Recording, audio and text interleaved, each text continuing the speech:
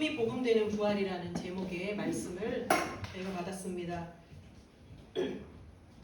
종교생활 할 수밖에 없었고 눈에 보이지 않는 우상 숭배할 수밖에 없었던 우리를 이 유일한 복음의 흐름 속으로 만나게 하셔서 개인의 복음화의 여정을 가게 하시는 그 일 속에 저희의 종교성이 발견되어지고 복음으로 치유해 가시는 그 여정 속에 저와 여러분이 있습니다. 목사님께서 말씀하실 때 복음이 복음되어져야 하기 때문에 예수님께서 그리스도로 하나님이 예수님으로 이 부활을 하신 이유를 복음이 복음되어지는 부활이라고 말씀하셨거든요. 예수가 그리스도다. 저도 알았고 그게 복음이라는 것도 알았고 그리스도가 나의 모든 문제 해결자라고 고백은 하지만 실제로 이 복음이 우리에게 능력으로 나타나지 않는 이유는 부활의 주님을 진짜로 만나지 못했기 때문이다. 부활의 주님을 만나면 이 복음이 복음되어지는 그 일 속에 있게 되고 성경에서 말씀하시는 7명의 모든 렘넌트들이 부활의 주님을 만난 이후로 그들은 237을 향해 빛으로 그 생을 하나님과 함께함을 누렸다. 실제로 다니엘 같은 인물도 하나님과 함께함을 누리니 죽음도 두려워하지 않는 그 상태. 사도 바울이 다메섹 도상에서 그리스도를 만난 이후로 가는 곳마다 예수가 그리스도라, 그리스도와 십자가만 자랑할 수밖에 없었던 그의 영적인 상태로 하나님이 치유해 주셨고, 그리고 돌에 맞아서 죽을 수밖에 없는, 죽음에 이르는 그런 수많은 순간에서도 그 현장을 또 다시 들어갈 수밖에 없었던 부활의 주님을 만난 한 사람이었죠. 목사님께서 말씀하시기를 강단의 말씀을 반복해서 들으시면서 날마다 부활의 주님을 만나라고 말씀하셨죠. 부활절을 제가 어렸을 때부터 생각해 보니까 어렸을 때는 이 부활이라는 의미를 잘 몰랐기 때문에 어렸을 때는 그런 생각했었던 것 같아요. 왜 꼭 죽으셔야만 했지? 그리고 이제 영화 같은 거 보면 굉장히 비참하고 너무 처참한 모습이잖아요. 꼭 그래야만 했을까? 왜 꼭 그렇게 하셨지? 능력으로 다 그냥 쓸어버리시면 돼요. 어렸을 때는 이런 생각이었어요. 왜 꼭 죽으셔야만 해?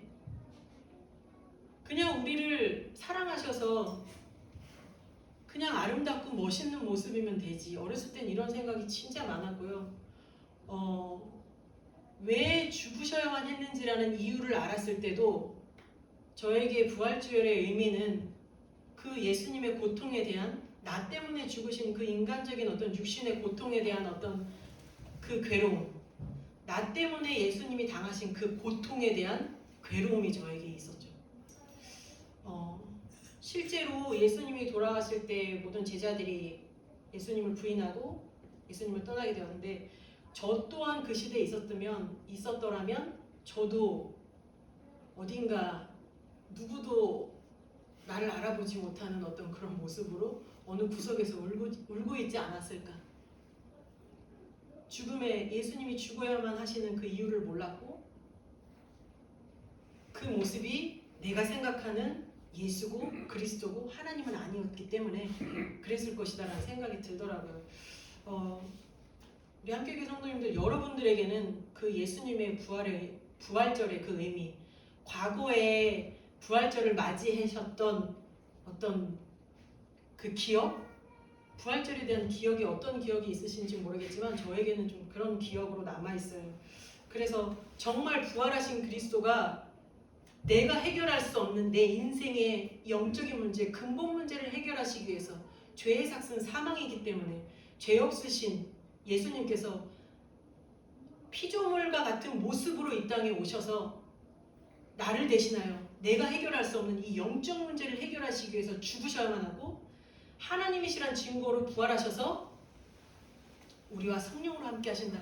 여기에 대한 확신이 저에게 진짜 없었구나라는 거를 이 말씀을 정리하면서 다시금 깨닫게 되는 거예요.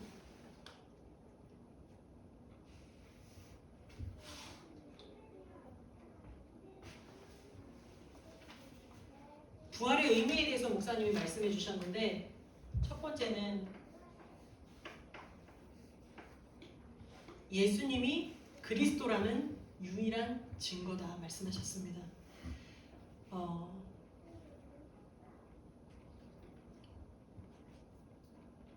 우리는 내가 하나님을 믿으면 그게 하나님을 만난 거라고 생각하지만, 창세기 3장 사건 이후로 영이 죽은 우리는 절대 그 죄 속에서 마귀 자녀라는 이 죄인의 신분으로 절대 하나님을 만날 수 없었던 신분이었습니다. 저희가 하나님을 만날 수 없었던 우리에게 하나님을 만나는 유일한 길로, 하나님을 만나는 길, 나로 말미암지 않고는 아버지께로 올 자가 없다고 말씀하셨죠. 요한복음 3장 16절 말씀에 하나님께서 세상을 이처럼 사랑하사 독생자를 보내심은 멸망 가운데 있던 우리에게 영생을 얻게 하려 하시기 위해서 오셨다. 멸망 속에 있었던, 이 멸망 속에 있었던 거는 뭐죠? 우리의 신분이 마귀의 자녀의 신분. 멸망 속에 있었던 우리에게 영생은 뭐죠? 영생, 구원, 하나님과 함께하는 하나님 자녀된 신분.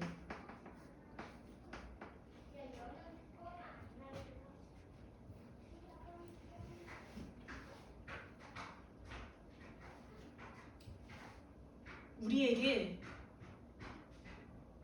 로마서 5장 8절의 말씀에 보면, 우리가 아직 죄인 되었을 때, 우리가 이 속에 있다는 것조차도 알지 못했을 때, 하나님께서 우리를 위해서 십자가에서 죽으심으로 말미암아 하나님께서 우리에 대한 자기의 사랑을 확증하셨다고 하셨죠.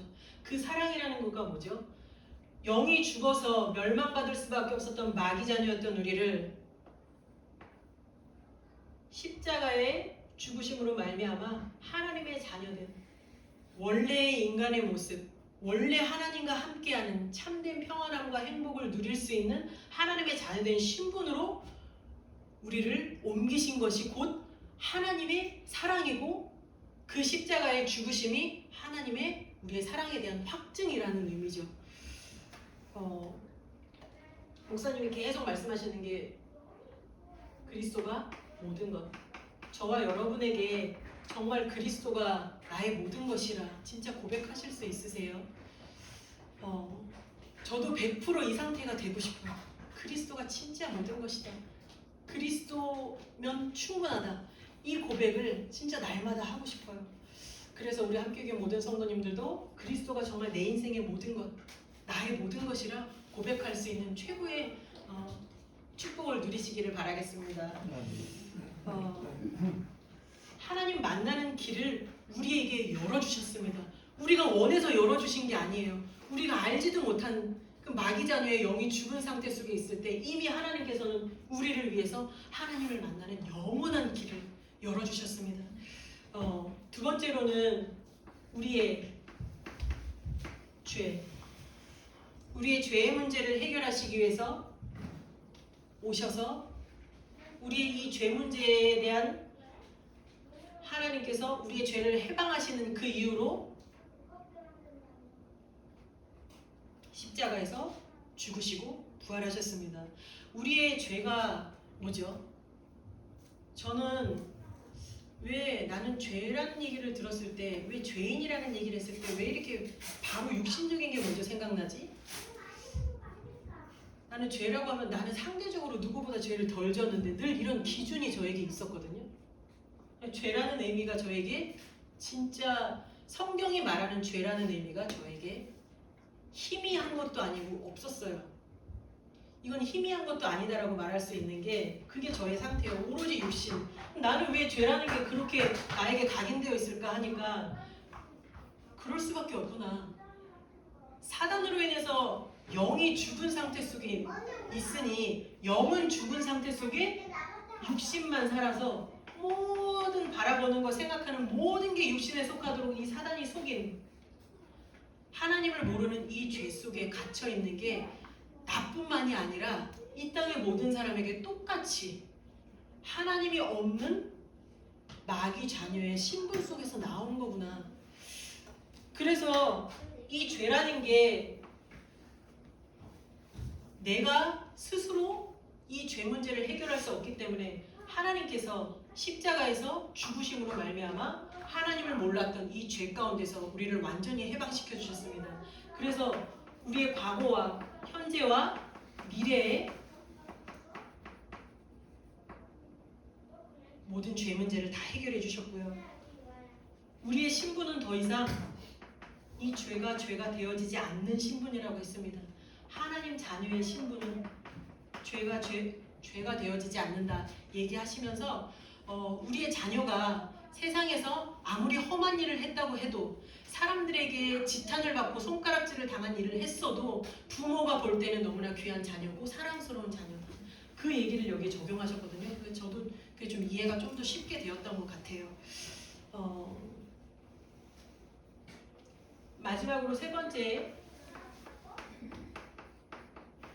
죄 속에 갇힐 수밖에 없고 죄인된 신분 속에서 모든 것이 죄일 수밖에 없는 이 눈에 보이지 않는 이 사단이라는 영적 존재로 말미암아서 우리의 모든 마음과 생각까지도 완전히 장악해버린 이 사단으로 인해서 하나님을 만날 수도 없고 하나님을 믿을 수도 없는, 심지어 교회를 다녀도 하나님을 믿을 수 없는 우리의 그 영적인 상태, 이 눈에 보이지 않는 이 사단의 권세를 완전히 박살내신 그 사건이 바로 이 십자가 사건입니다. 이 사단의 머리가 박살남으로 인해서 사단의 권세가 끝났습니다. 마귀의 권세가 끝났습니다. 목사님께서 이 말씀을 주시면서 히브리 2장 14절의 말씀을 주셨거든요. 제가 이 예배를 준비하면서 이 말씀을 다시 묵상하는데 이 말씀이 저에게 또 다른 은혜로 이렇게 다가오는 거예요. 자녀들은 혈과 육에 속하였음에 그도 또한 같은 모양으로 혈과 육을 함께 지니심은 죽음을 통하여 죽음의 세력을 잡은 자 곧 마귀를 멸하시니, 이 말씀이시거든요. 하나님의 자녀를, 우리를 사랑하시는 그 사랑으로 인해서 창조주이신 하나님이 우리의 모습과 똑같은 모습으로 이 땅에 오셨고, 그게 벌써 하나님의 완전한 사랑이죠. 그리고 죽으셔야지만 우리의 문제, 하나님을 떠나 사단에게 장악된 죄 속에 갇혀 있을 수밖에 없는 우리의 이 근본 문제, 우리의 영적인 문제를 단번에 해결하시기 위해서 십자가에서 죽으셨다는 이 사실이 저에게 너무나 감사로, 은혜로 하나님께서 이 주일 강단의 말씀을 계속 묵상하면서 저에게 그 은혜를 더하여 주시는 그런 거를 체험하는 시간표였습니다. 1부 예배 때도 말씀드렸지만 결국은 이 하나님 만나는 길로, 그리고 우리의 죄 문제를 완전히 해결하시고 사단을 완전히 박살내시기 위해서 우리를 위해서 십자가에서 죽으시고 3일 만에 부활하셔서 예수가 곧 그리스도로 오셨고 예수가 곧 하나님이시라는 증거로 우리에게 성경을 통하여 지금도 말씀하고 계십니다. 진짜 이 그리스도가 필요한 내가 보이는가, 이게 정말 복음이고 그게 창세기 3장의 복음이 이해되졌다는 건데, 결국은 한 가지 싸움이라고 하셨잖아요. 그리스도가 필요한 나를 보느냐, 그리스도가 필요한 나를 보지 못한다면 하나님 믿을 이유가 없는 거죠. 하나님을 믿어도 종교일 수밖에 없고 우상일 수밖에 없는 거죠. 과거에 제가 그랬던 것처럼 내가 원하는 것을 주셔야 하는 하나님, 내가 원치 않는 것은 막아주셔야 되는 하나님, 그게 결국 종교일 수밖에 없는 거잖아요. 사단은 끝까지 이 그리스도만 모르게 합니다. 그리스도가 필요한 나를 모르게 합니다. 그리스도 왜 필요한가요? 우리 인생의 문제가 영의 문제이기 때문입니다. 나와 상관없이 영적인 세계로부터 시작된 영적인 문제예요. 그래서 우리는 해결할 수 없고 우리는 그 문제를 알 수도 없어요. 하나님이 이 문제를 해결해 주시기 위해서 예수님을 보내주셨고, 예수님이 십자가에서 죽으심으로 인해서 하나님을 만나는 길을 열어주셨고, 죄와 저주 가운데 사단의 권세에서 완전히 해방시키신 그리스도로 오셨다는 게, 이게 성경에서만 있는 어떤 지식의 메시지가 아니라 내 인생의 메시지로 이게 붙잡아질 때, 저와 여러분도 성경에 나온 렘넌트 7명처럼 세상이 감당할 수 없는, 죽음도 두렵지 않은 그런 한 사람으로 하나님께서 세워가시고 인도해 주실 줄로 믿습니다. 목사님께서 결론적으로 말씀 주실 때 자녀된 신분과 권세를 누리셔라 말씀 주셨죠. 신분과 권세를 누린다는 것은 결국은 그리스도가 필요한 나를 보는 것이다. 창세기 3장 속의 나를 볼 때 진짜 하나님 자녀된 신분, 마귀의 자녀의 신분에서 하나님의 자녀의 신분으로 나를 하나님이 인도하심에 대한 감사, 그리고 그 신분 속에서 나오는 눈에 보이지 않는 끊임없이 우리 속에 불신앙을 심는 이 사단을 상대할 힘을 하나님께서 주신다. 그게 곧 신분이고, 그게 곧 하나님이 우리에게 주신 권세입니다. 이것을 사용할 수 있도록 우리의 영의 상태가 날마다 하나님의 강단 말씀을 통해서 우리의 영이 하나님으로 충분한 상태, 그래서 우리의 영이 치유되어서 우리의 영이 치유된 상태 속에 하나님 자녀된 신분과 권세를 누리시게 되는, 저도 이 다락방을 만나면서 자녀의 신분과 권세 7가지 계속 들었거든요. 성령께서 내주하시고 인도하시고 역사하시고, 우리가 기도할 때 하나님이 응답해 주시고, 흑암을 꺾을 사단 결박할 힘을 주시고, 우리가 가는 모든 발걸음 속에 천군 천사 파송되고, 결국은 우리의 삶을 통해서 하나님 세계복음 하신다. 이 7가지 신분과 권세를 얘기할 때 달달달달 외웠어요. 달달달 외웠고 지금도 이렇게 나오잖아요. 알고 있어요. 그런데 그게 저에게는 실제가 아니었고 능력으로 나타나지 않았어요. 그런 이유는 뭐냐? 저에게 이 복음이 복음되어지지 않은 그런 저의 영적인 상태 속에 그 말씀이 저에게 있었던 거겠죠. 실제로 정말 부활의 주님이 나에게 정말 살아 역사하시는, 내 삶에 나와 늘 함께 하시는 그리스도를 모든 일 속에 인정할 수밖에 없는 그런 영적인 상태를 우리가 치유되어지는 여정 속에 있습니다. 때때로 강단 말씀이 나에게 부딪힐 수도 있을 거예요. 그런데 그게 하나님이 나의 근본을 치유하시는 시간표로 여러분들이 그 말씀을 받는다면, 시간이 지난 후에 그때는 나에게 부딪히고 불편하고 안 했으면 했던 메시지가 하나님이 결국은 나의 근본을 치유하시는 시간표였구나. 나중에는 이 포럼을 하고 이 간증을 한 시간표가 오실 거예요. 왜냐면 저도 그랬고 지금도 그 여정 속에 있어요. 하나님이 저와 여러분을 저의 삶 속에서 문제와 사건을 통해서라도 그리스도가 필요한 나를 보는 시간표를 계속 주십니다. 내가 해결할 수 없는, 내가 지금 괴로운 문제, 내가 이 문제 좀 해결하고 싶은 문제가 있으시다면 그 문제를 통해 하나님은 우리가 개인을 치유하시기 원하고, 그 문제를 통해서 그래서 내가 그리스도로 왔어. 그래서 내가 너와 함께한다. 그 문제를 통해서 하나님이 나의 영을 치유하시고, 나의 영을 치유하시는 그 여정 속에 우리에게 복음이 복음화가 되어지고, 결국은 한 사람을 통해서 하나님은 한 시대를 살리셨고, 한 사람을 통해 세계복음을 하셨잖아요.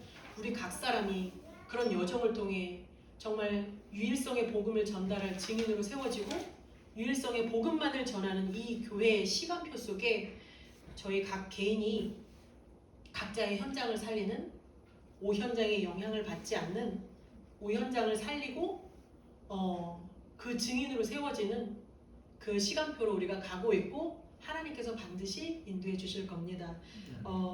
목사님이 오실 그 시간표까지 저희가 계속 이 하나님 자녀된 신분과 권세를 누리는, 그리고 강단의 말씀을 통해서 부활의 주님을 날마다 만나며 내가 누리는 이 복음을 정말 다른 사람에게도 전할 수밖에 없는 그런 영적인 상태로 날마다 하나님과 함께 하심을 누리는 우리 함께교회 성도님들이 되시기를 바랍니다.